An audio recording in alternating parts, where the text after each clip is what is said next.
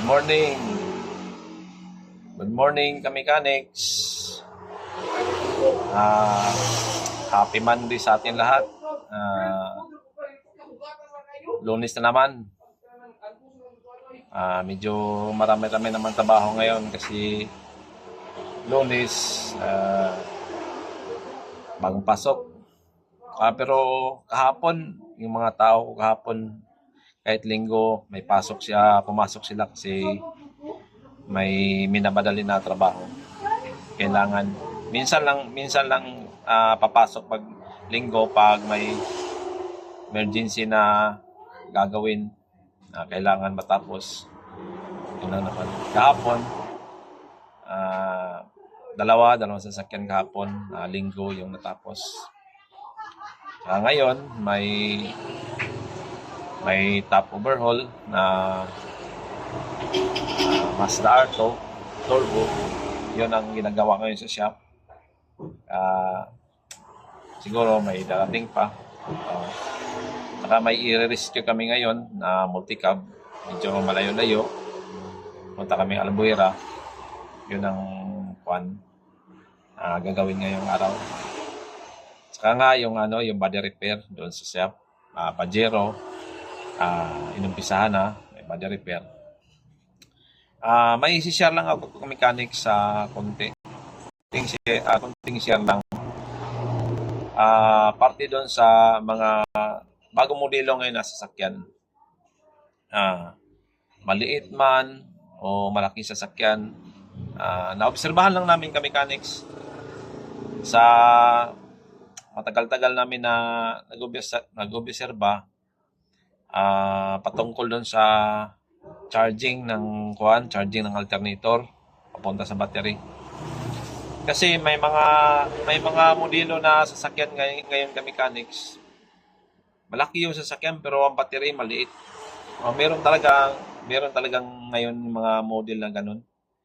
Yung mga sasakyan. Kahit nasa sedan noon, yung mga sedan ka-mechanics, yung mga sedan noon, ang lalaki ng battery. May 11 plates, may 9 plates. Yung mga sedan, malalaki ang battery. Minsan pa nga, may mga mas mahigit pa sa 11 plates. Pero maliit lang na sasakyan.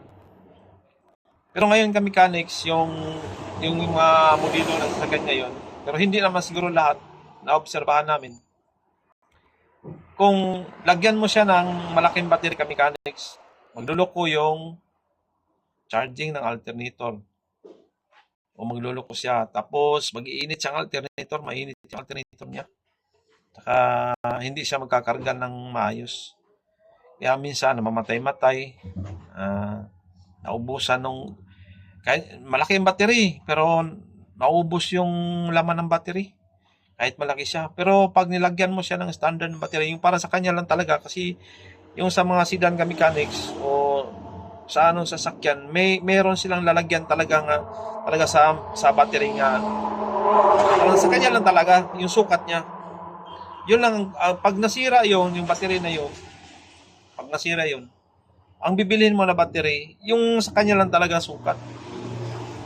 Yun ka-mechanics, yun ang obserbahan namin ngayon sa parte dun sa charging, sa battery, sa alternator. Yun ang kailangan talaga kami match sila ang alternator at saka battery para hindi madali masira yung battery, hindi madali masira yung alternator, saka maayos yung charging. Kaya pag nasira na yung battery natin ka-mechanics, yung bibilhin natin na battery, yung talagang doon sa sukatan niya, kung ano yung original na sukat niya sa battery, yun lang ang bibilhin natin. Kasi magkakaproblema sa mga modelo ngayon ka-mechanics, magkakaproblema talaga. Noon, walang problema noon yung mga lumang sasakyan.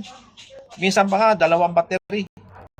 Pero hindi pa ka-mechanics, yung siya, pang parallel siya.